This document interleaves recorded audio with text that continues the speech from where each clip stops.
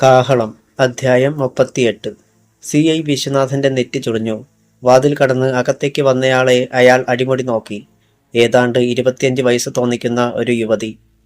പ്രഭാത സൂര്യന്റെ തേജസ് തോന്നിക്കുന്ന മുഖവും നക്ഷത്രങ്ങളുടെ തിളക്കമുള്ള കണ്ണുകളുമായിരുന്നു അവൾക്ക്. വക്കീലിന്റെ കറുത്ത കുപ്പായം ഒന്നുകൂടി തോളിലേക്ക് വലിച്ചിട്ടുകൊണ്ട് അവൾ ചിരിച്ചു. മിസ്റ്റർ സർക്കിൾ ഇൻസ്പെക്ടർ, ഞാൻ യദുരാമനെ ജാമ്യത്തിലിറക്കാനാണ് വന്നത്. അവളുടെ സംസാരം കേട്ടപ്പോൾ വിശ്വനാഥൻ പല്ലുകൾ കടിച്ചമർത്തി. ഏത് വക്കീല് വന്നാലും അത്ര വേഗം ഇവനെ കൊണ്ടുപോകാൻ കഴിയില്ല. വിശ്വനാഥനാണ് പറയുന്നത്. വക്കീല് പോയാട്ടെ.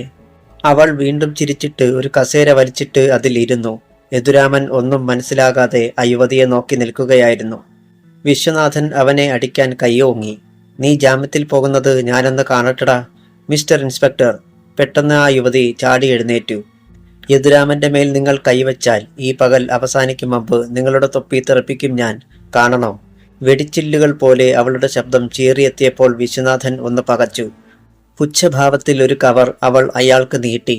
തട്ടിപ്പറിക്കും പോലെ CI ആ കവർ വാങ്ങി. അതിനുള്ളിൽ നിന്ന് 4 മടക്കിയ ഏതാനും കടലാസുകൾ വലിച്ചെടുത്തു. അത് വായിച്ചു നോക്കിയ CIയുടെ മുഖം കടലാസ് പോലെ വിളറിപ്പോയി. SI സക്കറിയാസും പോലീസുകാരും വിശ്വനാഥനെ തന്നെ നോക്കി നിൽക്കുകയായിരുന്നു. മുൻകൂർ ജാമ്യം. ഇപ്പോൾ എന്തു പറയുന്നു സാർ? യദുരാമനെ ഒന്ന് തല്ലാമോ? മണപ്പള്ളിയിലെ രാഷ്ട്രീയക്കാരും പോലീസുകാരും ഈ മനുഷ്യനെ ജീവിക്കാൻ സമ്മതിക്കില്ലെന്ന് അറിയാവുന്നത് കൊണ്ടാണ് ഇങ്ങനെയൊരു പിൻബലം സമ്പാദിച്ചത്. ഇനി യദുരാമനെ വിട്ടുതരാമല്ലോ. CI മിണ്ടിയില്ല. ആ ഉത്തരവ് അയാൾ അവൾക്ക് നീട്ടി. പിന്നെ തന്റെ മുറിയിലേക്ക് തറ ചവിട്ടിക്കുലുക്കി നടന്നുപോയി. മിസ്റ്റർ യദുരാമൻ വരൂ. അവൾ SIയെയും പോലീസുകാരെയും തീർത്തും അവഗണിച്ച് തിരിഞ്ഞു നടന്നു. പിന്നാലെ അവനും പോയി. റോഡിൽ ഒരു വെളുത്ത ടാറ്റോ സുമോ കിടപ്പുണ്ടായിരുന്നു. അതിനരികിലേക്ക് നടക്കുമ്പോൾ യദുരാമൻ അവളോട് തിരക്കി. മനസ്സിലായില്ലല്ലോ.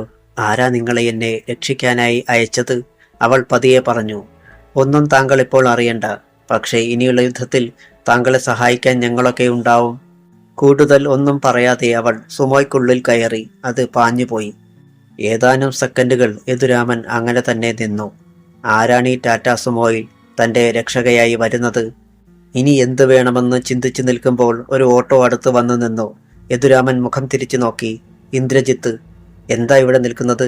യദുവേട്ടൻ കയറ്. അവൻ കയറി. ഇന്ദ്രജിത്ത് പതിയെ ഓട്ടോ മുന്നോട്ടെടുത്തു. കാര്യങ്ങളെല്ലാം ഞാൻ അറിഞ്ഞു. അവൻ ഒന്ന് മോളി. പിന്നെ തിരക്കി. എന്നെ മണപ്പള്ളി വരെ ഒന്ന് കൊണ്ടുവിടാമോ ജിത്തെ? അതിനെന്താ? അവിടെ ഹർത്താലാ. യദുവേട്ടൻ ഓട്ടോയിലിരിക്കുമ്പോൾ എനിക്കെന്ത് പേടി? മാത്രമല്ല പിന്നോട്ട് നോക്കിക്കേ. അവൻ തിരിഞ്ഞു നോക്കി. ഒരു ഓട്ടോ നിറയെ ഓട്ടോ ഡ്രൈവർമാർ കുത്തി നിറച്ചതുപോലെ. അവരെന്താ നമ്മുടെ കൂടെ? യദുവേട്ടനെ സെക്യൂരിറ്റി. അങ്ങനെ ചെയ്യണമെന്ന ഉത്തരവ്. ആരുടെ? ഒന്നും ഇപ്പോൾ ചോദിക്കല്ലേ യദുവേട്ട. പറയാൻ എനിക്ക് പ്രയാസമാവും. യദുരാമൻ അമ്പരന്നു. താൻ അറിയാതെ എന്തൊക്കെയോ നടക്കുന്നുണ്ടെന്ന് മാത്രം അവന് തോന്നി.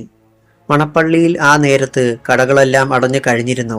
യദുരാമനെ കൊണ്ടുപോയതോടുകൂടി പാർട്ടിക്കാർ എല്ലാം ബലമായി അടപ്പിച്ചതാണ്. നേരത്തെ ഹർത്താലിന് ആഹ്വാനം ചെയ്തുകൊണ്ട് അനൗൺസ്മെന്റ് നടത്തിയ ജീപ്പ് പ്രോഗ്രസീവ് ക്ലബിനരികിൽ വന്നു നിന്നു. പിന്നാലെ ഒരു കാറും. കാറിൽ നിന്നും MLA ഹരിലാൽ ഇറങ്ങി. ജീപ്പിൽ നിന്ന് മൈക്രോഫോൺ വാങ്ങി അവിടെ നിന്നിരുന്ന ജനങ്ങളെ അഭിസംബോധന ചെയ്തു. മുൻകൂട്ടി പറയാതെ ഹർത്താൽ നടത്തിയതിനെക്കുറിച്ചായിരുന്നു ആദ്യ വിശദീകരണം. പിന്നെ ആശയം മാറി. ഇപ്പോൾ ജീവപര്യന്തം തടവ് കഴിഞ്ഞ് ഇറങ്ങിയ ഒരു കൊലയാളിക്ക് പിന്നിൽ അണിചേരുവാൻ ചിലരൊക്കെ ശ്രമിക്കുന്നതായി ഞാൻ മനസ്സിലാക്കുന്നു. അങ്ങനെയുള്ളവരെ പാർട്ടി വർഗശത്രുക്കളായി കാണുകയും അവർക്കെതിരെ മുഖം നോക്കാതെ നടപടിയെടുക്കുകയും ചെയ്യുന്നതാണെന്ന് ഈ അവസരത്തിൽ നിങ്ങളെ ഓർമ്മപ്പെടുത്തുകയാണ് ഞാൻ. അണികൾ അത് കേട്ട് കൈയടിച്ചു. കോപ്പ. വാർവാസു പിറുപിറുത്തു. യദുരാമനെ പോലീസ് കൊണ്ടുപോയതിന്റെ ധൈര്യമാ ഇങ്ങേർക്ക്. ഹരിലാൽ പ്രസംഗം തുടരുകയായിരുന്നു. പെട്ടെന്നാണ് 2 ഓട്ടോകൾ വരുന്നത് കണ്ടത്. ഹർത്താൽ ദിനത്തിൽ വരുന്ന ഓട്ടോകൾ തടയടാ. അവൻ അണികൾക്ക് നിർദ്ദേശം കൊടുത്തു. ഒരു ആവേശത്തോടെ അവർ ഓട്ടോകൾക്ക് നേരെ പാഞ്ഞു. പക്ഷേ ഒരു ഗ്ലാസ് ഭിത്തിയിൽ ചെന്ന് മുട്ടിയതുപോലെ പൊടുന്നനെ നിന്നു. ഓട്ടോകൾ ബ്രേക്കിട്ട് കഴിഞ്ഞിരുന്നു. ആദ്യത്തേതിൽ നിന്ന് യദുരാമൻ പുറത്തിറങ്ങുന്നു. ഷർട്ടിന്റെ കൈകൾ തെറുത്ത് കയറ്റി മുണ്ടു മടക്കി കുത്തി അവൻ മീശയൊന്ന് പിരിച്ചപ്പോൾ പാർട്ടിക്കാർ മുഖാമുഖം നോക്കി. അപ്രതീക്ഷിതമായി യദുരാമൻ തിരിച്ചു വന്നപ്പോൾ ഹരിലാലും പതറിപ്പോയി. പിന്നിലെ ഓട്ടോയിൽ നിന്നിറങ്ങിയ പെൻസിൽ കുട്ടപ്പൻ അടക്കമുള്ള ഡ്രൈവർമാരും യദുരാമന് പിന്നിൽ നിരന്നു. വിയർക്കാൻ തുടങ്ങിയിരുന്നു ഹരിലാൽ. മൈക്രോഫോൺ കയ്യിൽ പിടിച്ചുകൊണ്ട് നിന്നതല്ലാതെ ഒന്നും പറയുവാൻ കഴിയുന്നില്ല. യദുരാമൻ മുന്നോട്ട് വന്നപ്പോൾ പാർട്ടിക്കാർ അറിയാതെ ചിതറി മാറി. തടയാൻ പോയവരുടെ അണ്ടർവെയർ നനഞ്ഞു തുടങ്ങിയടാ വാസുവേ, ഗ്രഹപ്പിഴയായി അവർക്ക്. തങ്കപ്പൻ ചിരിച്ചു. യദുരാമൻ ഹരിലാലിന്റെ തൊട്ടു മുന്നിലെത്തി. മൈക്രോഫോണിങ് താടാ. ഹരിലാൽ മടിച്ചു. തരാൻ. അവന്റെ ശബ്ദം മാറി. അറിയാതെ അനുസരിച്ചു പോയി ഹരിലാൽ. ഇവനെങ്ങനെ പോലീസ് കസ്റ്റഡിയിൽ നിന്ന് രക്ഷപ്പെട്ടുവെന്നായിരുന്നു അവന്റെ സംശയം. ജനങ്ങളെ നോക്കി മൈക്കിലൂടെ യദുരാമൻ പറഞ്ഞു, സുഹൃത്തുക്കളെ, ഇന്ന് ഇങ്ങനെയൊരു ഹർത്താൽ നടത്തിയതുകൊണ്ട് രാഷ്ട്രീയ മേലാളന്മാർക്ക് ഒഴികെയുള്ളവർക്ക് എന്താണ് പ്രയോജനം? നഷ്ടമല്ലാതെ ആർക്കെങ്കിലും എന്തെങ്കിലും ലാഭമുണ്ടോ? അതുകൊണ്ട് ആർക്ക് വേണ്ടി നിങ്ങൾ ഇത്തരം ത്യാഗങ്ങൾ സഹിക്കണം? അവിടെ നിൽക്കാനും പോകാനും പറ്റാത്ത അവസ്ഥയിലായി ഹരിലാൽ. യദുരാമൻ തുടർന്നു. അതുകൊണ്ട് മണപ്പള്ളിക്കാർ ഒരു പുതിയ പരീക്ഷണം നടത്തണം. ഹർത്താലുകാർ അടപ്പിച്ച കടകൾ തുറക്കണം. വാഹനങ്ങൾ ഓടണം. ആരെങ്കിലും നിങ്ങളെ തടയാൻ വന്നാൽ തിരിച്ചടിക്കണം. അതിന് എന്റെ സഹായം ഉണ്ടായിരിക്കും. എങ്കിൽ ഞങ്ങൾ തയ്യാറായതുവേ. എന്റെ കട ആദ്യം തുറക്കാം.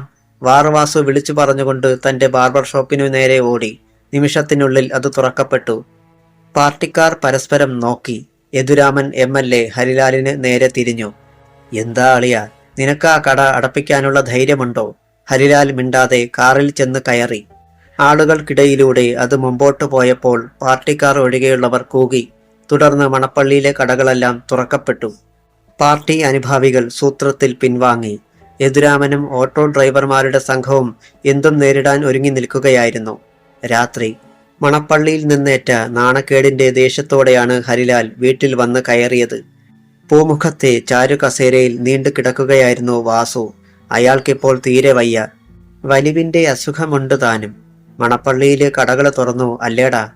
അവനെ കണ്ടതും വാസു തിരക്കി. ഹരിലാൽ ഒന്ന് മൂളി. നീ എന്തിനാടാ പിന്നെ MLA ആണെന്നും പറഞ്ഞ് നടക്കുന്നത്? ആ പട്ടിയെ, യദുരാമനെ കൊത്തി നുറുക്കാമായിരുന്നില്ലേ? വാസു കിതച്ചു. അങ്ങനെ തന്നെ ഞാൻ ചെയ്യേണ്ടി വരും. അവൻ അകത്തേക്ക് കയറിപ്പോയി. കിടപ്പുമുറിയിൽ അലസമായി മുടിയിഴകളിൽ വിരലോടിച്ചു കൊണ്ടിരിക്കുകയായിരുന്നു വിനയ. അവൾ ഒന്ന് തടിച്ചിട്ടുണ്ട്. മുഖത്ത് ഒരുതരം നിർവികാരത. അവൻ ചെന്ന് കയറിയിട്ടും അവൾ അനങ്ങിയില്ല. കഴിവദ്ദ മോളെ, നിന്റെ മൂത്താങ്ങളെയുണ്ടല്ലോ, ആ പട്ടിയുടെ മരണം എന്റെ കൈകൊണ്ടാ, അവൻ അലറി. അവൾ മുഖം തിരിച്ചു. ചുണ്ടുകളിൽ പുച്ഛച്ചിരി. എന്താടി, ഞാൻ തോറ്റത് നിനക്ക് ഇഷ്ടമായി അല്ലേ? കഴിഞ്ഞ 14 വർഷമായി നിങ്ങൾ തോറ്റുകൊണ്ടിരിക്കുകയല്ലേ? മുഖമടച്ച് ഒരടിയേറ്റതുപോലെയായി ഹരിലാൽ. അപ്പോൾ തീപ്പൊരി പോലെ അവളുടെ ശബ്ദം ചീറി വീണു. പക്ഷേ ആ തോൽവി പൂർണ്ണമാകണമെങ്കിൽ യദുവേട്ടൻ എല്ലാം അറിയണം. ഞാൻ പറയും. അതോടെ ത്രിമൂർത്തികൾ ഫോട്ടോയ്ക്കുള്ളിലാവും. യദുവേട്ടനെ ഒന്ന് കാണാനാ ഞാൻ ഇത്രയും വർഷങ്ങൾ പിടിച്ചു നിന്നത്. അവൾ എഴുന്നേറ്റ് അപ്പുറത്തേക്ക് പോകാൻ ഭാവിച്ചപ്പോൾ അവൻ കയ്യിൽ പിടിച്ചു നിർത്തി. നീ അവനോട് പോയി പറയുമോടി? പറയും. എന്നാൽ അതൊന്ന് കാണട്ടെടി. അവൻ അവളെ വലിച്ച് കിടക്കയിലേക്ക് എറിഞ്ഞു. ഈ മുറിയിൽ നിന്നിനി നീ പുറം ലോകം കാണില്ലടി. അവൻ പുറത്തിറങ്ങി വാതിൽ പൂട്ടി. പിന്നെ തിടുക്കപ്പെട്ട് ഇറങ്ങി പോകുകയും ചെയ്തു. പുറത്ത് കാർ സ്റ്റാർട്ടാവുന്ന ശബ്ദം വിനയ കേട്ടു. അവളുടെ കണ്ണിൽ നനവിന്റെ ഒരംശം പോലും ഇല്ലായിരുന്നു. ഹരിലാലിന്റെ യാത്ര അവസാനിച്ചത് ഗോപിനാഥിന്റെ ഗോഡൌണിന് മുന്നിലാണ്. അവിടെ ഇരുട്ടിനെ മറയാക്കി ചിലർ കാവൽ നിൽക്കുന്നത് അവൻ കണ്ടു. പുറത്ത് വേറെ 2 കാറുകൾ കൂടി കിടപ്പുണ്ടായിരുന്നു. വാതിൽ തള്ളിത്തുറന്ന് ഇരുളിലൂടെ ചിരപരിചിതനെ പോലെ ഹരിലാൽ അകത്തേക്ക് പോയി. അകത്ത് ഒരു മുറിയിൽ വെളിച്ചമുണ്ടായിരുന്നു.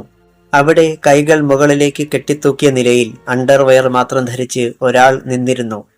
പാർട്ടി ഭാരവാഹി മോനായി. വേറെ ചിലരും അയാൾക്ക് ചുറ്റും ഉണ്ടായിരുന്നു. ആഭ്യന്തരമന്ത്രി പങ്കജാക്ഷൻ, ഗോപിനാഥ്, വാവച്ചൻ എന്നിവരും. ഹരിലാൽ കൂടി എത്തിയതോടെ എല്ലാം പൂർണ്ണമായി. മോനായി ദയനീയമായി എല്ലാവരെയും നോക്കി. അയാളുടെ ശരീരത്തിലൂടെ വിയർപ്പ് ചാലിട്ട് ഒഴുകുന്നുണ്ടായിരുന്നു. മോനായി, മന്ത്രി പങ്കജാക്ഷൻ പറയുകയായിരുന്നു.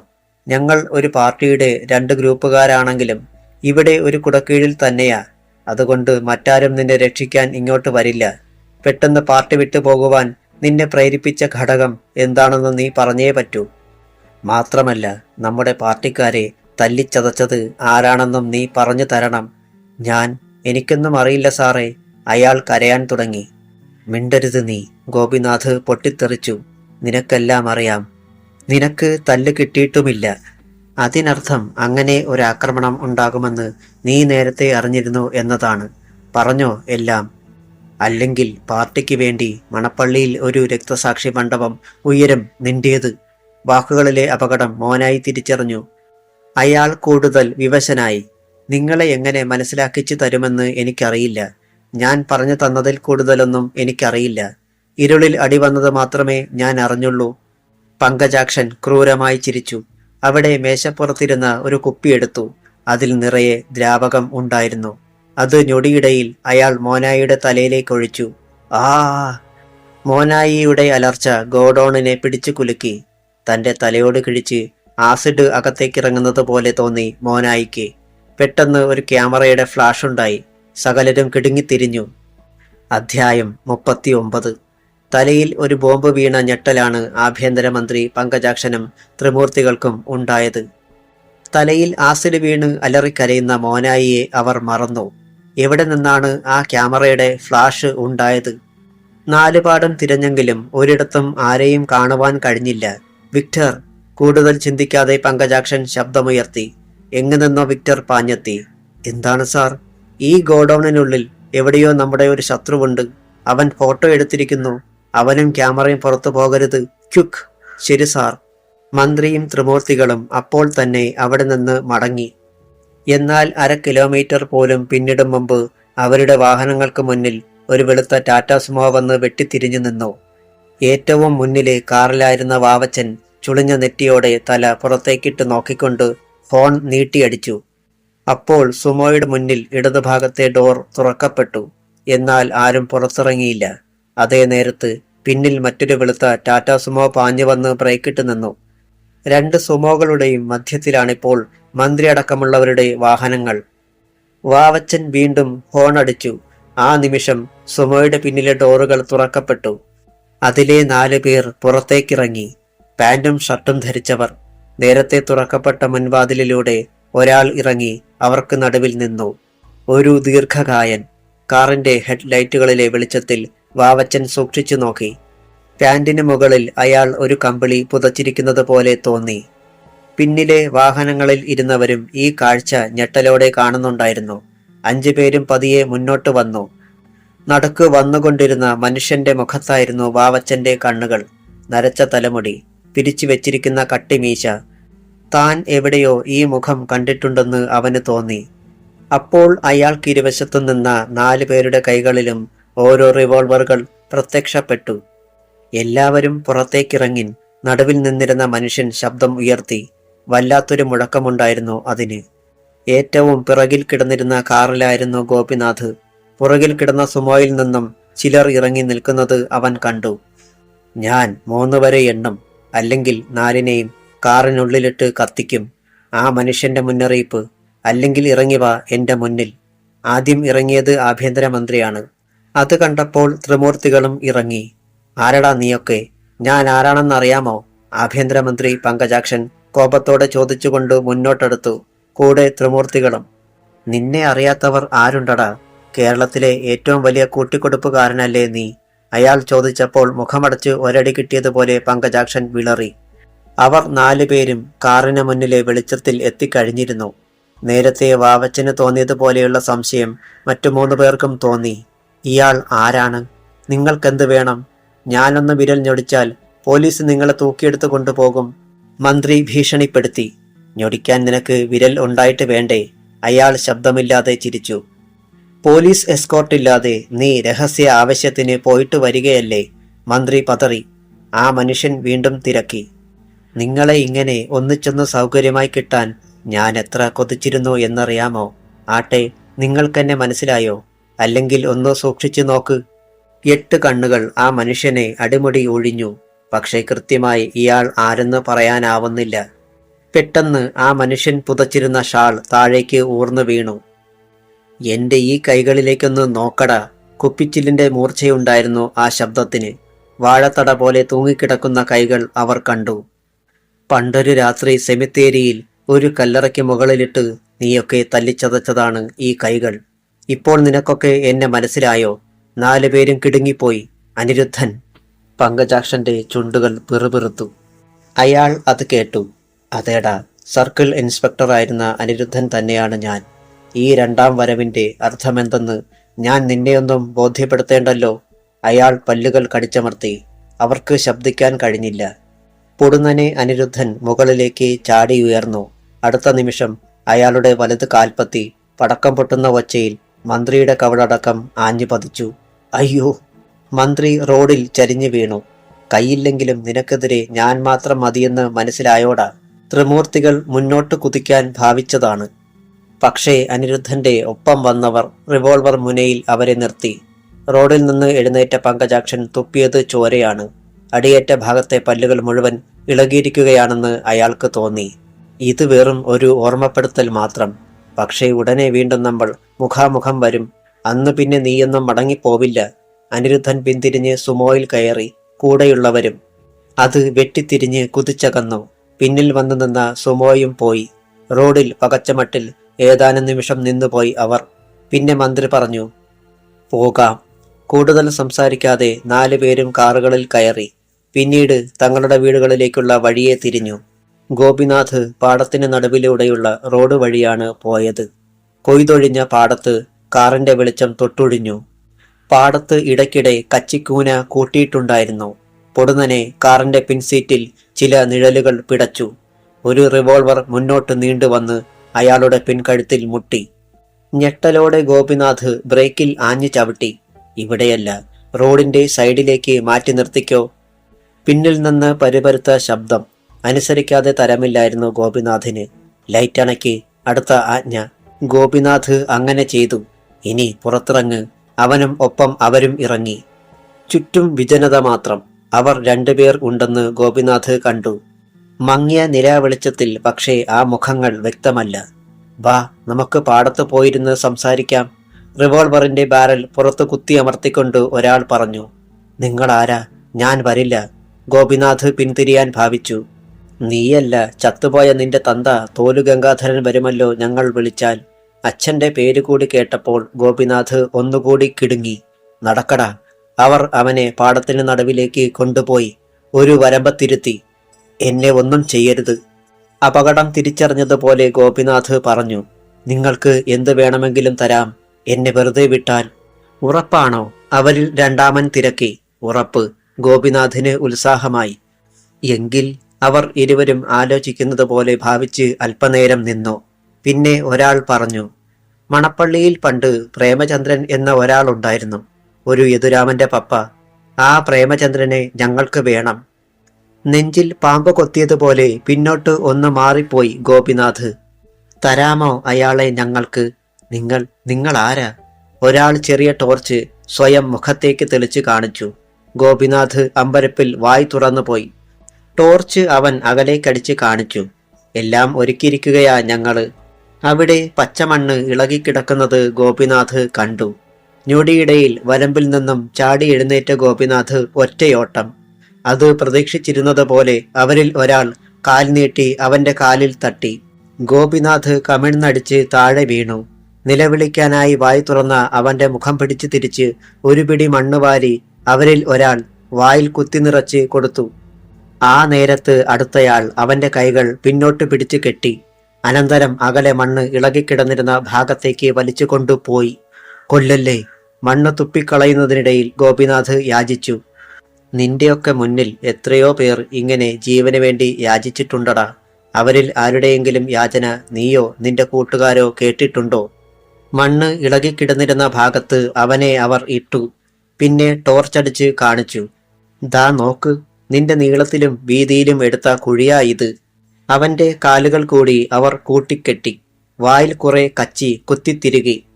മരണം അടുത്തടുത്ത് വരുന്നത് നിനക്ക് നേരിൽ കാണാനുള്ള ഭാഗ്യം ഉണ്ടാകും ഗോപിനാഥേ. ഗോപിനാഥ് വേണ്ടെന്ന ഭാവത്തിൽ തല ഇരുവശത്തേക്കും ചലിപ്പിച്ചു കൊണ്ടിരുന്നു. അവർ അവനെ എടുത്ത് കുഴിയിൽ കിടത്തി.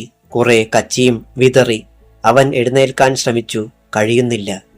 ഉണക്കി കൂട്ടിയിട്ടിരുന്ന ഒരു കൂനക്കച്ചി അവർ ആ കുഴിക്ക് മുകളിലേക്ക് ഇട്ടുകൊണ്ടിരുന്നു. അവസാനം കുഴി നിറഞ്ഞു. അതിനു മുകളിൽ കച്ചി ഒരു കൂനയായി. ഗുഡ് നൈറ്റ് ഗോപിനാഥ്, നിനക്ക് സുഖമായി ഉറങ്ങാം. ഒരാൾ ലൈറ്റർ തെളിച്ച് കച്ചിയുടെ ഒരു കോണിൽ തീ പിടിപ്പിച്ചു. പോകാം. അവർ തിരിഞ്ഞു നടന്നു. റോഡിൽ എത്തിയിട്ട് ഒന്ന് തിരിഞ്ഞു നോക്കി. കച്ചിക്കൂന ഒരു തീഗോളമായി കഴിഞ്ഞിരുന്നു. അടുത്ത പ്രഭാതത്തിൽ മണപ്പള്ളിയെ നടക്കിയത് 1ഉം 2ഉം വാർത്തകളായിരുന്നില്ല. ക്രൂരമായ 3 കൊലപാതകങ്ങൾ. അധ്യായം 40. രാവിലെ ആരോ വാതിലിൽ മുട്ടുന്നത് കേട്ടാണ് യദുരാമൻ ഉണർന്നത്. കതക് തുറന്നപ്പോൾ മുന്നിൽ അലക്സാണ്ടർ. അയാളാണ് ആ നടക്കുന്ന വാർത്ത അവനോട് പറഞ്ഞത്. മണപ്പള്ളിയിൽ തലേരാത്രി അരങ്ങേറിയ കൊലപാതകങ്ങളുടെ കാര്യം അറിഞ്ഞോ യദു? നീളാർത്തിൽ പുഞ്ചപ്പാടത്ത് ഗോപിനാഥിനെ ആരോ കച്ചിക്കുള്ളിലിട്ട് ചുട്ടുകൊന്നു. യദുരാമൻ കിടുങ്ങിപ്പോയി. തന്റെ കൈകൊണ്ട് മരിക്കേണ്ടവൻ നഷ്ടമായല്ലോ എന്ന നിരാശ അവനുണ്ടായി. അലക്സാണ്ടർ തുടർന്നു. തീർന്നില്ല. പാർട്ടി വാർഡ് പ്രസിഡന്റ് മോനായിയെ ആസിഡ് ഒഴിച്ച് വികൃതമാക്കിയ ശേഷം മണപ്പള്ളിക്ക് തെക്ക് കാരിത്തോട്ടാമുക്കിൽ ഒരു ടെലിഫോൺ പോസ്റ്റിൽ കെട്ടിത്തൂക്കിയിരിക്കുന്നു. രണ്ടാമത്തെ ഞെട്ടൽ. അവൻ അവിശ്വസനീയ ഭാവത്തിൽ അലക്സാണ്ടറെ തുറച്ചു നോക്കി. അതുകൊണ്ടുമായില്ല യദുരാമ. ആഭ്യന്തരമന്ത്രി പങ്കജാക്ഷന്റെ ഗുണ്ടയുണ്ടായിരുന്നല്ലോ, ഒരു വിക്ടർ. അവന്റെ കയ്യും കാലും തലയും വെട്ടി കിടങ്ങൂർ ചന്തയ്ക്കുള്ളിലിട്ടിരിക്കുന്നു. യദുരാമൻ വാതിൽ പടിയിൽ തന്നെ കുത്തിയിരുന്നു. ഒന്നു ശബ്ദിക്കാൻ പോലുമായില്ല അവന്. ചത്തത് മൂന്നും തന്റെ ലിസ്റ്റിൽപ്പെട്ടവർ. പക്ഷേ ആരിത് ചെയ്തു? അതാണ് അവനെ അങ്കലാപ്പിലാക്കിയത്. തനിക്ക് കാണാൻ കഴിഞ്ഞിരുന്നില്ലെങ്കിലും വെട്ടിക്കൊന്നിട്ടിരുന്ന തന്റെ പപ്പയുടെ രൂപം അവന്റെ മനസ്സിൽ തെളിഞ്ഞു. കുളിച്ച് വേഷം മാറി യദുരാമൻ പുറത്തിറങ്ങി. മണപ്പള്ളിയിലെത്തുമ്പോൾ അവിടം സജീവമായിരുന്നു. എല്ലാവർക്കും പറയാനുണ്ടായിരുന്നത് കൊലപാതകങ്ങളെക്കുറിച്ച്. ഗ്രഹപ്പിട തങ്കപ്പൻ ഓടി യദുരാമന്റെ അടുത്ത് വന്നു. അറിഞ്ഞോ യദു? അറിഞ്ഞു. എന്നാലും ആരായിരിക്കും ഇത് ചെയ്തത്? യദുരാമന് ഒരുത്തരം നൽകാനായില്ല. അവരിരുവരും കാപ്പിക്കടയിലേക്ക് കയറി. അവിടെയും ചർച്ച ഇത് തന്നെയായിരുന്നു. ഇതാ പറയുന്നത്, കൊടുത്താൽ കൊല്ലത്തും കിട്ടുമെന്ന്. പണ്ടൊക്കെ അടുത്ത ജന്മത്തിലെന്നാ പറഞ്ഞിരുന്നത്. എന്നാൽ ഇപ്പോൾ ഉള്ളത് അനുഭവിച്ചേച്ചു പോയാൽ മതിയെന്ന ദൈവം തമ്പുരാന്റെ തീരുമാനം. ആരോ പറയുന്നത് കേട്ടു. യദുരാമൻ ചൂടുചായ ഊതിക്കുടിച്ചുകൊണ്ട് ബെഞ്ചിലിരുന്നു. പൊടുന്നനെ ഒരു വാഹനത്തിന്റെ മൂളൽ കേട്ടു. അല്പം കഴിഞ്ഞപ്പോൾ വാറുവാസു അങ്ങോട്ട് ഓടിക്കിതച്ചെത്തി. യദു, പോലീസ് നിന്നെ തിരക്കുന്നു. എന്തിന്? അറിയത്തില്ല. ഏതായാലും തൽക്കാലം പിടികൊടുക്കണ്ട. ഓടി രക്ഷപ്പെട്ടോ. അതാപത്താ വാസു. ഞാൻ ഓടിപ്പോയാൽ എല്ലാം അവരെന്റെ തലയിൽ കെട്ടിവെക്കും. യാതൊരു ഭാവമാറ്റവുമില്ലാതെ യദുരാമൻ ചായ കുടിച്ചു തീർത്തു. ആ നിമിഷം കടയുടെ വാതിൽക്കൽ SI സക്കറിയാസിന്റെയും പോലീസുകാരുടെയും മുഖങ്ങൾ കണ്ടു. മൂന്നെണ്ണത്തിനെ ഒറ്റയടിക്ക് കാച്ചേച്ച് ഒന്നുമറിയാത്ത പോലെ നീ ഇവിടിരുന്ന് ചായ കുടിക്കുകയാ അല്ലേ? മുരണ്ടുകൊണ്ട് അകത്തേക്ക് വന്ന സക്കറിയാസ് യദുരാമന്റെ നേരെ കൈവീശി. പക്ഷേ ഒരു വശത്തേക്ക് തെന്നി യദുരാമൻ അടി തടഞ്ഞു. ഇരുമ്പിൻ കൂടം പോലെയുള്ള തന്റെ വലതുമുഷ്ടി അയാളുടെ മുഖത്തിന് നേരെ നീട്ടിക്കൊണ്ട് അവൻ മുരണ്ടു. വേണ്ട സാറേ, ഒന്നങ്ങോട്ട് തന്നാൽ മുഖം ചൈനക്കാരുടേതുപോലെ ആകും. അത് അറിയാമല്ലോ സാറിന്. ഇൻസ്പെക്ടറുടെ കയ്യിലെ പിടിവിട്ട് അവൻ പുറത്തേക്ക് നീങ്ങി. പുറത്ത് ജനപ്രളയമായിരുന്നു. പുരുഷന്മാർ മാത്രമല്ല, സ്ത്രീകളും കുട്ടികളുമൊക്കെയുണ്ട്. നിർത്തിയിട്ടിരുന്ന ജീപ്പിനരികിൽ CI വിശ്വനാഥൻ. അയാളും യദുരാമനും മുഖാമുഖം നോക്കി. കേറടാ ജീപ്പിൽ. വിശ്വനാഥൻ അവന്റെ ഷർട്ടിൽ കുത്തിപ്പിടിച്ച് ജീപ്പിനുള്ളിലേക്ക് കയറ്റാൻ ശ്രമിച്ചു. പെട്ടെന്ന് ജനം ഇരമ്പിയാർത്തു. ഇല്ല, യദുരാമനെ കൊണ്ടുപോകുവാൻ ഞങ്ങൾ സമ്മതിക്കില്ല. ജീപ്പിനെ പൊതിയുകയായിരുന്നു അവർ. പോലീസ് പകച്ചുപോയി. ഇങ്ങനെയൊന്ന് അവർ തീരെ പ്രതീക്ഷിച്ചിരുന്നില്ല. ഒരു ലാത്തിച്ചാർജ് കൊണ്ട് പോലും ഇത്രയും ആളുകളെ അകറ്റാനാവില്ലെന്ന് പോലീസിന് ഉറപ്പായി. പോരെങ്കിൽ സ്ത്രീകളും കുട്ടികളും ഉണ്ട്. ജനം ജീപ്പിന് ചുറ്റും കുത്തിയിരുന്നു. ഞങ്ങളുടെ നെഞ്ചത്തൂടെ അല്ലാതെ നിങ്ങൾക്ക് ജീപ്പെടുക്കാൻ കഴിയത്തില്ല പോലീസേ, വാറുവാസു വിളിച്ചു പറഞ്ഞു. അപ്പോൾ മറ്റൊരു പോലീസ് ജീപ്പും കൂടി വന്നു. DYSP sir. സക്കറിയാസ് പിറുപിറുത്തു. യദുരാമൻ തിരിഞ്ഞു നോക്കി. ആ ജീപ്പിൽ നിന്നിറങ്ങിയ DYSPയെ കണ്ടപ്പോൾ അവന്റെ കണ്ണുകൾ വികസിച്ചു. രമേശ് ചന്ദ്രൻ, പഴയ SI. രമേശ് ചന്ദ്രനും യദുരാമനെ കണ്ടു കഴിഞ്ഞിരുന്നു. രമേശ് ചന്ദ്രൻ ജനങ്ങളോട് പറഞ്ഞു, നിങ്ങൾക്ക് ഇവനോടുള്ള സ്നേഹം എനിക്ക് മനസ്സിലായി. ഇവൻ തെറ്റ് ചെയ്തിട്ടില്ലെങ്കിൽ ഒരു പോറൽ പോലും ഏൽക്കാതെ ഞാൻ ഇവിടെ കൊണ്ടുവന്ന് വിടും. ഞാൻ പറയുന്നത് വിശ്വസിക്കാമോ എന്ന് നിങ്ങൾ തന്നെ യദുവിനോട് ചോദിക്കി. ആളുകൾ യദുരാമനെ നോക്കി. അവൻ തലകുലുക്കി. ആളുകൾക്കിടയിൽ ഒരു നിശബ്ദത പരന്നു. ഞാൻ പോയി വരാം, യദുരാമൻ എല്ലാവരോടുമായി പറഞ്ഞു. ആളുകൾ അർദ്ധ മനസ്സോടെ വഴിമാറി. അവൻ ചെന്ന് DYSPയുടെ ജീപ്പിന് പിന്നിൽ കയറി. രമേശ് ചന്ദ്രൻ ജീപ്പ് മുമ്പോട്ടെടുത്തു. മണപ്പള്ളി കവല കഴിഞ്ഞ് ജീപ്പ് ഒരു വളവ് തിരിഞ്ഞതേയുള്ളൂ. ഹെഡ്ലൈറ്റുകളിട്ട് വന്ന ഒരു കാർ വഴി തടഞ്ഞു നിന്നു. കാറിന്റെ ടോപ്പിലെ ചുവന്ന ലൈറ്റ് കണ്ടപ്പോൾ രമേശ് ചന്ദ്രന്റെ നെഞ്ചിൽ ഒരാന്തലുണ്ടായി. ഡോർ തുറന്ന് പുറത്തിറങ്ങിയ ആളെ കണ്ടപ്പോൾ നടുക്കം പൂർണ്ണമായി. DIG മഹേന്ദ്രൻ, മന്ത്രി പങ്കജാക്ഷന്റെ വലം കൈ. രമേശ് ചന്ദ്രൻ തിരിഞ്ഞ് യദുരാമനെ ദയനീയമായിട്ടൊന്ന് നോക്കി. കുടുങ്ങിക്കഴിഞ്ഞെന്ന് യദുരാമനും ഉറപ്പായി. രമേശ് ചന്ദ്രൻ ജീപ്പിൽ നിന്നിറങ്ങി. DIGയെ സല്യൂട്ട് ചെയ്തു.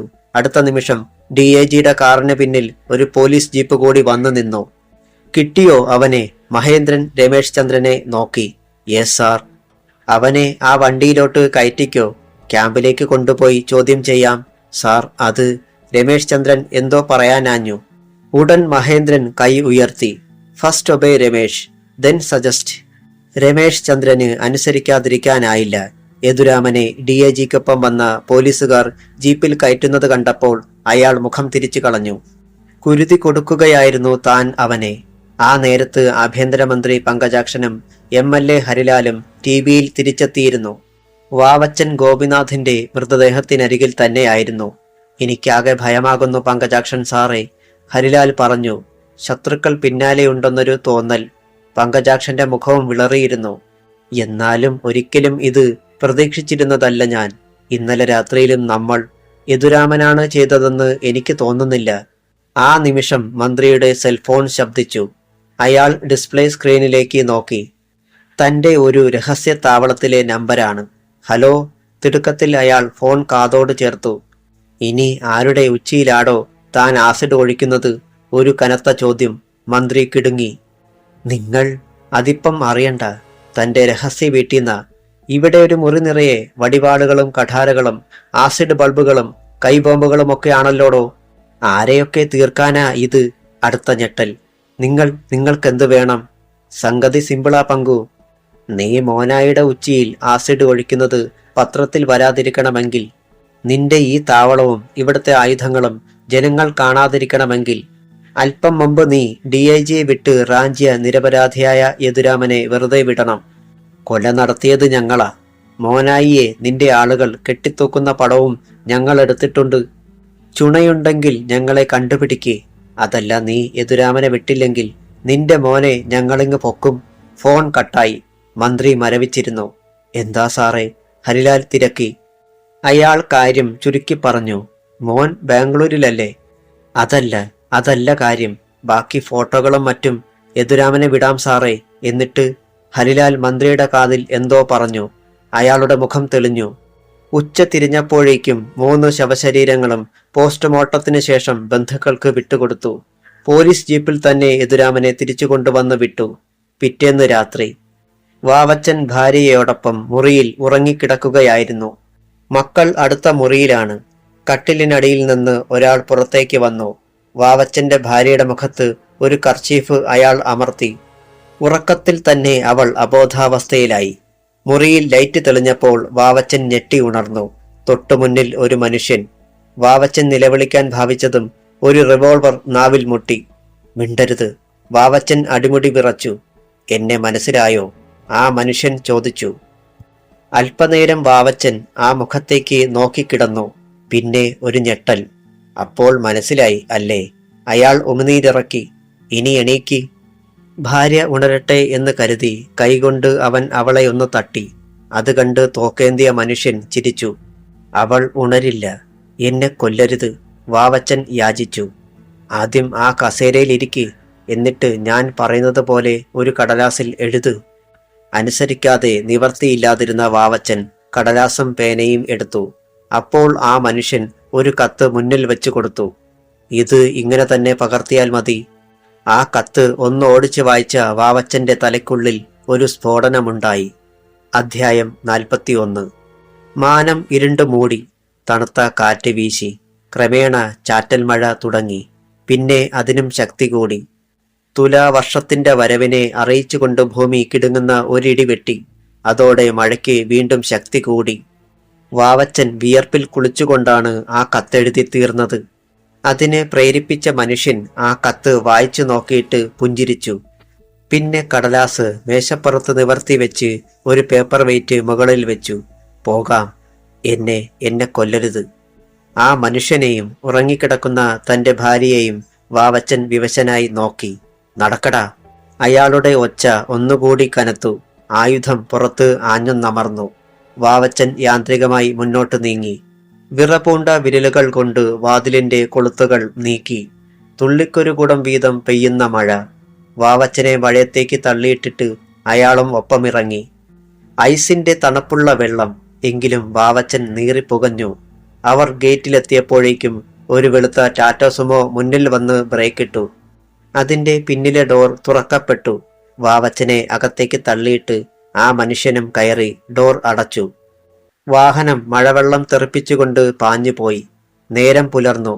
വാവച്ചന്റെ ഭാര്യ ചെമ്പകം ആലസ്യത്തോടെ എഴുന്നേറ്റു. എഴുന്നേൽക്കുന്നതിനിടയിൽ ഭർത്താവ് കിടക്കയിലില്ലെന്ന് കണ്ടു. ഇത്ര നേരത്തെ എണീറ്റോ? ഇന്ന് കാക്ക മലർന്ന് പറക്കുമല്ലോ എന്ന് പിറുപിറുത്തുകൊണ്ടാണ് പുറത്തേക്ക് പോയത്. വേലക്കാരി തയ്യാറാക്കി വെച്ചിരുന്ന കാപ്പി എടുത്തുകൊണ്ട് തിരികെ വന്ന ചെമ്പകം അത് മേശപ്പുറത്ത് വയ്ക്കാൻ നേരത്താണ് ആ കടലാസ് കണ്ടത്. തിടുക്കത്തിൽ അവൾ അതെടുത്തു. അക്ഷരങ്ങളിലൂടെ കണ്ണുകൾ വേഗമോടി. ചെമ്പകവും അച്ഛനും പോലീസുമെല്ലാം അറിയുവാൻ ഞാൻ പോകുകയാണ്. എങ്ങോട്ടെന്നൊരു രൂപവുമില്ല. ഈ ജീവിതം എനിക്ക് മടുത്തു. ചെയ്തു കൂട്ടിയിട്ടുള്ള പാപങ്ങളുടെ ഓർമ്മകൾ എന്നെ വേട്ടയാടുന്നു. തുടർന്ന് ഇക്കാലം അത്രയും ചെയ്തതൊക്കെ അക്കമിട്ട് നിരത്തിയിരുന്നു. ചെമ്പകത്തിന്റെ കയ്യിലിരുന്ന് ആ പേപ്പർ വിറച്ചു. കത്ത് അവസാനിച്ചത് ഇങ്ങനെയാണ്: അതുകൊണ്ട് ഞാൻ മരിച്ചാലും എന്നെ ആരെങ്കിലും കൊന്നാലും അതിന്റെ പരിപൂർണ ഉത്തരവാദിത്വം എനിക്കാണ്. അച്ഛാ! ഒറ്റ അലർച്ചയായിരുന്നു ചെമ്പകം. ഈട്ടിക്കാടൻ സുരേന്ദ്രനും ഭാര്യയും ഓടിയെത്തി. എന്താ മോളെ? പോയച്ഛാ, അദ്ദേഹം പോയി. ആ കത്ത് വായിച്ചതും അയാൾ ബോധം കെട്ട് വീണതും ഒന്നിച്ചായിരുന്നു. കൊടുങ്കാറ്റിന്റെ വേഗതയിലാണ് മണപ്പള്ളിയിൽ ആ വാർത്ത പരന്നത്. അതൊരിടിമുഴക്കമായി ആളുകളുടെ കാതിൽ പുളഞ്ഞിറങ്ങി. പ്രോഗ്രസീവ് ക്ലബിൽ സ്റ്റേ ചെയ്തിരുന്ന പോലീസുകാരും കടകളിൽ നിന്ന് കച്ചവടക്കാരും പറങ്കിമാവിൻ തോപ്പിലേക്ക് പാഞ്ഞു. ഒരു ഓട്ടം കഴിഞ്ഞു വന്ന ഗ്രഹപ്പിഴ തങ്കപ്പൻ തലയിൽ കൈവച്ച് ക്ലബിന്റെ വരാന്തയിൽ കുത്തിയിരുന്നു. വാർവാസു അയാളുടെ അരികിൽ ഓടിയെത്തി. എടാ ഗ്രഹപ്പിഴേ, എന്താടാ കാര്യം? എനിക്കത് പറയാൻ വയ്യടാ, നീ തന്നെ ചെന്ന് കാണ്.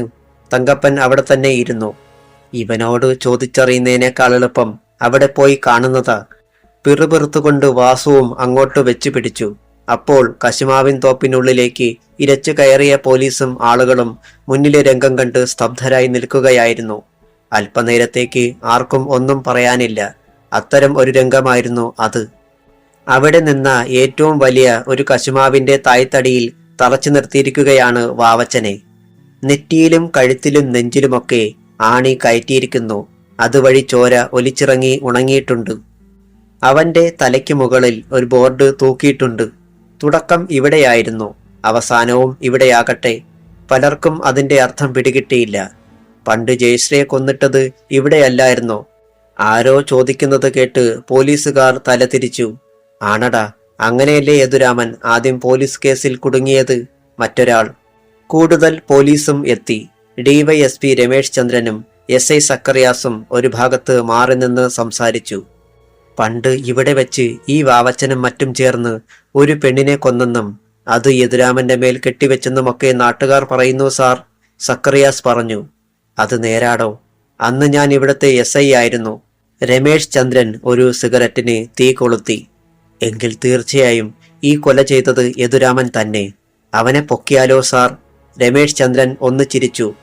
ആരായാലും അങ്ങനെയേ ചിന്തിക്കത്തുള്ളൂ സക്കറിയാസേ. പക്ഷേ അവിടെ കൊലപാതകി യദുരാമനല്ല. കാരണം അവന്റെ വീടിനടുത്ത് പോലീസ് നിരീക്ഷിക്കുന്നുണ്ട്. ഇന്നലെ രാത്രിയിൽ അവൻ പുറത്തിറങ്ങിയിട്ടില്ല. സക്കറിയാസിന്റെ മുഖം മങ്ങി. യദുരാമനെ ഒന്ന് പെരുമാറാം എന്ന് കരുതിയിരുന്നത് വെറുതെയായി. പെട്ടെന്ന് ഒരു പോലീസ് വാഹനത്തിന്റെ മൂളൽ കേട്ട് അവർ അങ്ങോട്ട് തിരിഞ്ഞു. രമേശ് ചന്ദ്രൻ സിഗരറ്റ് താഴെയിട്ട് ചവിട്ടി അരച്ചു. 2 വെള്ള അംബാസിഡർ കാറുകൾ അവിടെ വന്ന് ബ്രേക്കിട്ടു. പോലീസുകാർ പെട്ടെന്ന് അലർട്ടായി. ആദ്യത്തെ കാറിൽ നിന്ന് എസ്.പി. ഇറങ്ങി. ആ നേരത്താണ് യദുരാമനും അങ്ങോട്ട് വന്നത്. രണ്ടാമത്തെ കാറിൽ ആരെന്നറിയുവാൻ അവനും അങ്ങോട്ട് നോക്കി. മുൻ സീറ്റിലിരുന്ന പോലീസുകാരൻ ഭവ്യതയോടെ ഇറങ്ങി പിന്നിലെ ഡോർ തുറന്ന് കൊടുത്തു. അതുവഴി പുറത്തിറങ്ങിയ കാക്കിധാരിയായ സ്ത്രീയെ കണ്ടപ്പോൾ യദുരാമന്റെ കണ്ണുകളിൽ വിസ്മയം. ലേഖ, ആന്ത്രാക്സ് ലേഖ, ഇപ്പോൾ DGP. അവർ അവനെ കണ്ടില്ല. പോലീസുകാർ അറ്റൻഷനായപ്പോൾ ലേഖ കശുമാവിൻ തോപ്പിലേക്ക് കയറി. മരത്തിൽ തറഞ്ഞു നിൽക്കുന്ന വാവച്ചനെ കണ്ടപ്പോൾ യദുരാമന്റെ ചുണ്ടിൽ ചിരിയൂറി. ആഭ്യന്തരമന്ത്രി പങ്കജാക്ഷനും MLA ഹരിലാലും ഒത്തുകൂടി. ഇതിങ്ങനെ മുന്നോട്ടു പോയാൽ നമ്മുടെയൊക്കെ അവസ്ഥ എന്താകും പങ്കജാക്ഷൻ സാറേ? ഹരിലാൽ അസ്വസ്ഥനായി. DGP സ്ഥലത്തുണ്ടായിട്ട് പോലും കൊലയാളികളെ പിടിക്കാൻ കഴിയുന്നില്ലെന്ന് വന്നാൽ അത് തന്നെയായിരുന്നു പങ്കജാക്ഷനും ചിന്തിച്ചു കൊണ്ടിരുന്നത്. കൊലയാളികളെക്കുറിച്ച് യദുരാമന് തീർച്ചയായും അറിയാമെന്ന് അയാൾക്ക് തോന്നി. പക്ഷേ പണ്ടത്തെ യദുരാമനല്ല ഇപ്പോൾ അവൻ. സൂക്ഷിച്ച് എന്തെങ്കിലും ചെയ്യാൻ പറ്റൂ. വാവച്ചന്റെ ശവമടക്ക് കഴിഞ്ഞാണ് അവരിരുവരും തമ്മിൽ സന്ധിച്ചത്. അനിരുദ്ധന്റെയും മറ്റും പടം വെച്ച് പത്രത്തിൽ ഒരു പരസ്യം കൊടുത്താലോ? ഇതേ സമയം ഹരിലാലിന്റെ സെൽഫോൺ ശബ്ദിച്ചു. അവൻ ഒന്ന് ഞെട്ടിയാണ് ഫോൺ എടുത്തത്.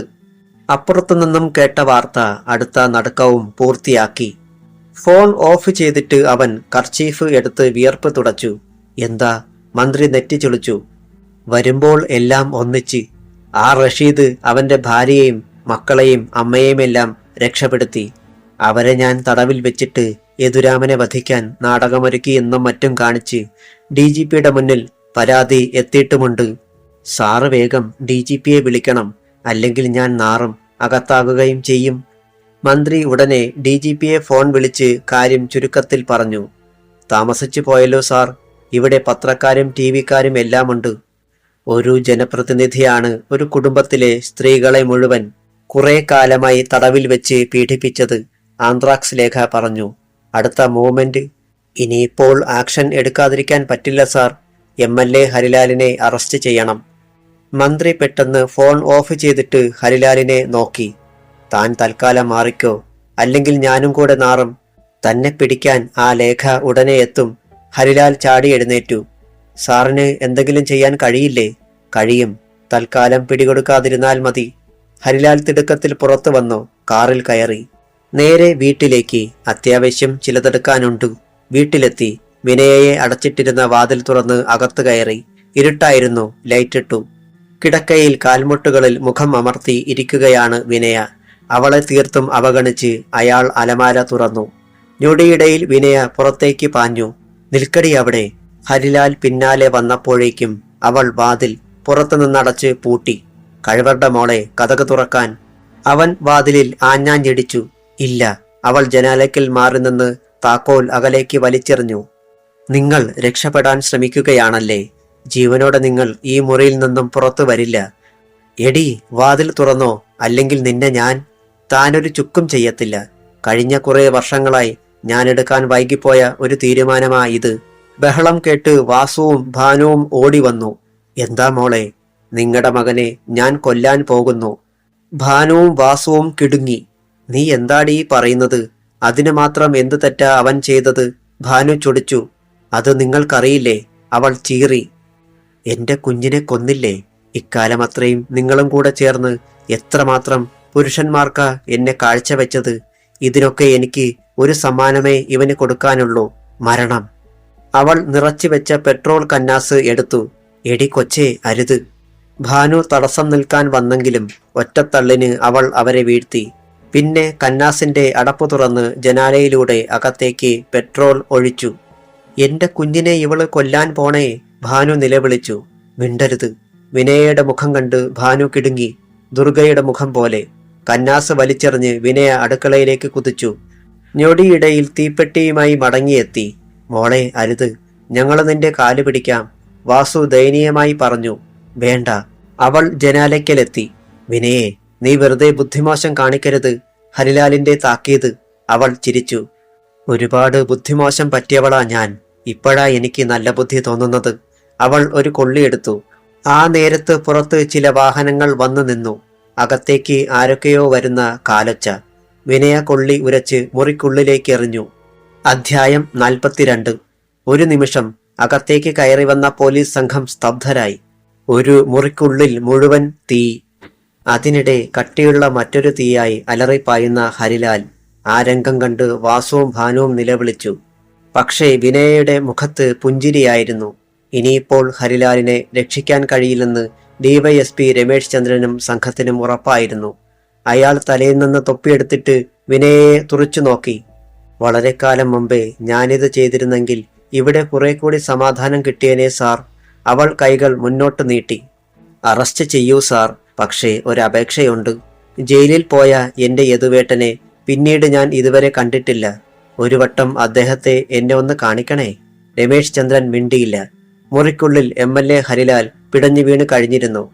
കത്തിയെരിയുന്ന മാംസത്തിന്റെ അതിരൂക്ഷഗന്ധം അവിടെ പടർന്നു. ഇനി ഒരുവൻ മാത്രം. യദുരാമൻ ഓർക്കുകയായിരുന്നു. തൻ്റെ ശത്രുക്കൾ. പക്ഷേ താൻ ചെല്ലും മുമ്പ് തനിക്കായി ആരൊക്കെയോ ആ കൃത്യങ്ങൾ ചെയ്യുന്നു. ഹരിലാലിനെ കൊന്ന വിനയയെ അവൻ പോലീസ് സ്റ്റേഷനിൽ പോയി കണ്ടിരുന്നു. ഏട്ടന്റെ കൈകൾ കൂട്ടിപ്പിടിച്ചുകൊണ്ട് കഴിഞ്ഞ 15 വർഷക്കാലം അനുഭവിക്കേണ്ടി വന്ന പീഡനങ്ങളെക്കുറിച്ച് വിനയ പറഞ്ഞപ്പോൾ ചലിക്കാൻ കഴിഞ്ഞിരുന്നില്ല യദുരാമന്. വിനയയെ 15 ദിവസത്തേക്ക് റിമാൻഡ് ചെയ്തിരിക്കുകയാണ്. ഇനി അവശേഷിക്കുന്നത് ആഭ്യന്തരമന്ത്രി പങ്കജാക്ഷൻ മാത്രം. അയാളെ താൻ ആർക്കും വിട്ടുകൊടുക്കില്ലെന്ന് അവൻ തീർച്ചപ്പെടുത്തി കഴിഞ്ഞു. എന്നാൽ തൊട്ടടുത്ത ദിവസത്തെ പത്രത്തിൽ ഒരു വാർത്തയും ചിത്രവും ഉണ്ടായിരുന്നു. കൊലയാളിയായ ആഭ്യന്തരമന്ത്രി എന്ന തലക്കെട്ടിന് താഴെ മോനായിയുടെ തലയിൽ ആസിഡ് ഒഴിക്കുന്ന ചിത്രം. തലേന്ന് അർദ്ധരാത്രി തന്നെ എങ്ങനെയോ വിവരം ചോർന്നു കിട്ടിയ ആഭ്യന്തരമന്ത്രി അപ്പോൾ തന്നെ ഏതോ അജ്ഞാത കേന്ദ്രത്തിലേക്ക് കടന്നു കളഞ്ഞു. പിറ്റേന്ന് രാവിലെ പത്രം കണ്ടപ്പോൾ കേരളമൊട്ടാകെ ഞെട്ടിപ്പോയി. പ്രതിപക്ഷം ഇളകിക്കഴിഞ്ഞു. മണപ്പള്ളിയിൽ അവരോടൊപ്പം ഭരണപക്ഷവും ചേർന്നു. ആഭ്യന്തരമന്ത്രി പങ്കജാക്ഷൻ മുങ്ങിയെന്നറിഞ്ഞ അവർ അയാളുടെ വീട് എറിഞ്ഞു തകർത്തു. പോലീസിന് ജനങ്ങളെ നിയന്ത്രിക്കാൻ ഏറെ പാടുപെടേണ്ടി വന്നു. അന്ന് രാവിലെ തലസ്ഥാനത്തേക്ക് മടങ്ങുവാൻ തീരുമാനിച്ചിരുന്ന DGP ആന്ത്രാക്സ് ലേഖ ഈ പ്രശ്നം കാരണം മുഖ്യമന്ത്രിയുമായി ഫോണിൽ ബന്ധപ്പെട്ടിട്ട് അവിടെ തന്നെ ക്യാമ്പ് ചെയ്തു. ക്രമസമാധാനത്തിന് എന്തൊക്കെ വേണമെന്ന് SP-യെയും മറ്റും വിളിച്ച് സംസാരിച്ചു കഴിഞ്ഞിട്ട് മണപ്പള്ളിയിലേക്ക് പോകുവാൻ ആലോചിക്കുകയായിരുന്നു അവർ. പെട്ടെന്ന് സെൽഫോൺ ശബ്ദിച്ചു. അവർ അറ്റൻഡ് ചെയ്തു. യെസ് ലേഖേ, ഇത് ഞാനാ പങ്കജാക്ഷൻ. ആഭ്യന്തരമന്ത്രിയുടെ പരിഭ്രമം പൂണ്ട ശബ്ദം. സാർ, താങ്കൾ എവിടെയാ? ഇവിടെ അടുത്ത് തന്നെയാണ്. പക്ഷേ എന്നെ ആളുകൾ കണ്ടുപിടിക്കും എന്നൊരു തോന്നൽ. അതുകൊണ്ട് എനിക്ക് പോലീസ് പ്രൊട്ടക്ഷൻ വേണം. ഫോണിലൂടെ എവിടെയോ സൈറൻ മുഴങ്ങുന്ന ശബ്ദം ലേഖ കേട്ടു. താങ്കൾ കൃത്യമായ സ്ഥലം പറയാതെ ഞാൻ എങ്ങനെ അവിടെ എത്തും?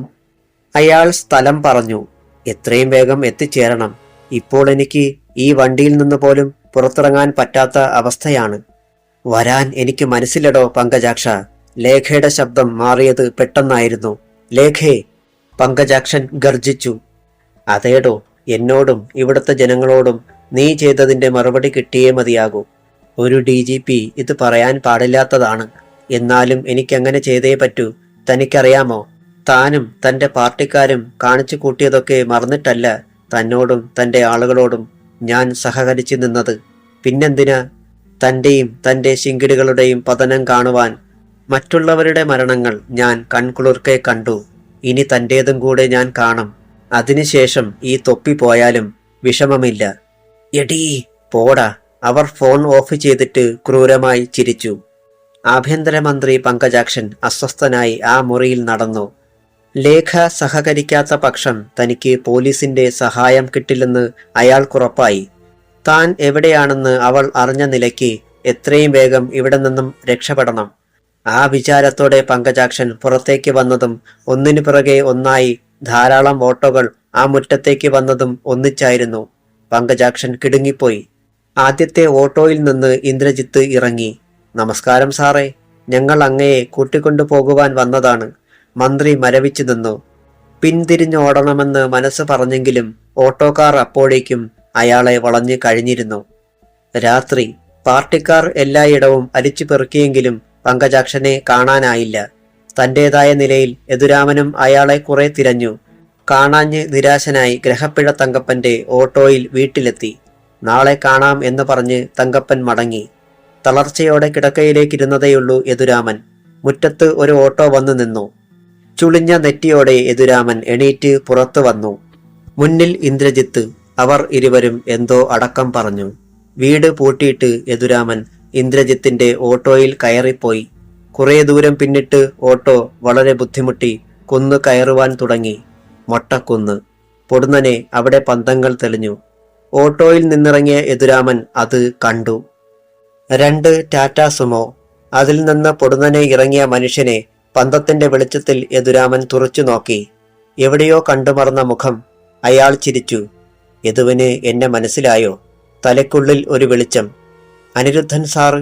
അവൻ പിറുപിറുത്തു. അതെ, അയാൾ പറഞ്ഞു. നിന്നെ ജയിലിലേക്ക് അയക്കാതെ എല്ലാവരെയും പരലോകത്തേക്ക് അയച്ചത് ഞങ്ങളാണ്. ഞങ്ങൾ?